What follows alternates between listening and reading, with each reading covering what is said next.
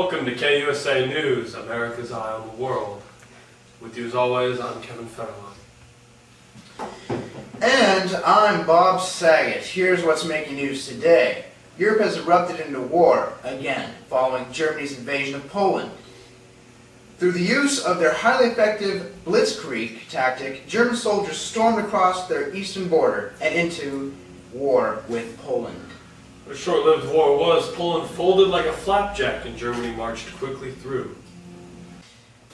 And here at KUSA, we strongly encourage the viewers to pray for those in Europe going through this turmoil, that this conflict may be over quickly and will not affect the world as we know it. Welcome back to KUSA News. And there is definitely no doubt that World War II has started in Europe. I'm Kevin Federline, and this is Bob. Yes, Bob. For the past 2 months, the German Luftwaffe has been pounding London, but the RAF has finally turned the tide and fought back the German onslaught. The Luftwaffe has been bombing London with anywhere between 900 to 1,000 planes per night. But in a heroic battle on September the 15th, the RAF shot down 56 German planes. And today, 2 days after, the Führer, Adolf Hitler, has called off the invasion of England. We here in America certainly tip our hats to the British souls who fought so valiantly to defend their deeds and spires. We have for you here an exclusive soundbite from Winston Churchill himself, the British Prime Minister, and a bold statement in response to the German forces, spoken just a month ago. To fight with growing confidence and growing strength in the air, we shall defend our island, whatever the cost may be. We shall fight on the beaches, we shall fight on the landing grounds, we shall fight in the fields and in the streets, we shall fight in the hills. We shall never surrender. Props to my boy Churchill. And back to the news. Strong words spoken by a strong man. God has truly blessed the world with the right man at the right time. In the Allied North African campaign, which began June 10th, 1940, the combined forces of America and Britain are working to push the German African Corps, led by world-renowned Erwin Rommel, General Bernard Montgomery, eventually pushed the Axis forces back to Tunisia. By forcing the Axis powers to fight on the Second Front in North Africa, the Western Allies provided relief to the exhausted Soviet Union fighting on the Eastern Front. Through the soft underbelly of Europe, 3 American, 1 Canadian, and 3 British divisions landed on Sicily on July 10th. Mussolini had been stripped of power on July 25th, and the Italian government had entered into negotiations that resulted in an armistice signed in secret. Congratulations to Italy and all the Allied forces. And happy birthday to my cousin Bobby and his niece Gretchen. That's not the time or the place. Ladies and gentlemen, the United States has been attacked. Early yesterday morning, the Japanese Navy launched a surprise aerial assault on the United States Naval Base at Pearl Harbor.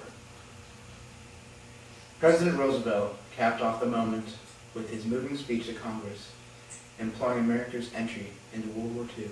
Yesterday, December 7th, 1941, a date which will live in infamy. The United States of America was suddenly and deliberately attacked by naval and air forces of the Empire of Japan. The United States was at peace with that nation. Truly a great man. Great words, spoken at the correct time to lead the nation through the turmoil of the world to victory and provide a free and safe place for all to live. Indeed. Cheers to the American forces.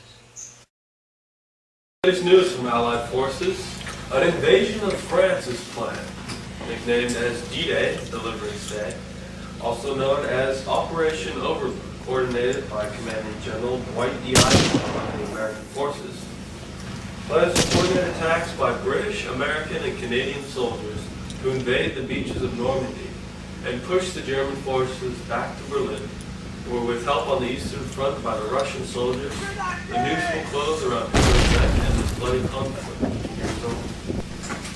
While the battle in Europe rages, American forces fight for vicious Japanese on numerous islands. Allies conquer islands one by one, called island hopping. Allied forces land on Iwo Jima on February 19th. That small, barren island cost the lives of 6,800 U.S. Marines before it was secured on March 16th.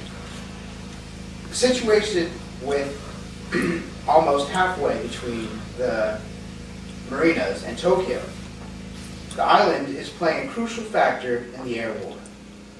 Its two airfields provide landing sites for damaged B-29s and enabled fighters to give the bombers cover during their raids on Japanese cities. Yay. On the afternoon of April 30th, Hitler committed suicide in his Berlin bunker. The Soviet advance toward Berlin began on April 16th. The U.S. 7th Army captured Nuremberg, the site of Nazi Party rallies in the 1930s, on April 20th. 4 days later, Soviet armies closed a ring around Berlin. The next day, the Soviet 5th Guards Army and the U.S. 1st Army made contact at Trigger on the Elbe River, northeast of Leipzig, and Germany was split into two parts. U.S. and British governments declared May 8th Victory in Europe Day. Meanwhile, on the other side of the world, the Japanese had fought practically to the last man on Iwo Jima, and hundreds of soldiers and civilians had jumped off cliffs at Okinawa, proving that the Japanese will die to the last man to save their homeland. For the Japanese to surrender, President Harry S. Truman decided to allow 2 atomic bombs to be dropped. He believed that this would save thousands of American lives. For maximum psychological impact, they were used in quick succession, one over Hiroshima on August 6th, and the other over Nagasaki on August 9th. The U.S. estimates that the number killed in Hiroshima at 66,000 to 78,000, and in Nagasaki, 39,000 dead. On August 14th, Japan announced its surrender, which was not quite unconditional, because the Allies had agreed to allow the country to keep its emperor. The formal signing took place on September 2nd in Tokyo Bay on the USS Missouri. Ladies and gentlemen, we are proud to announce that World War II has ended. Thank you.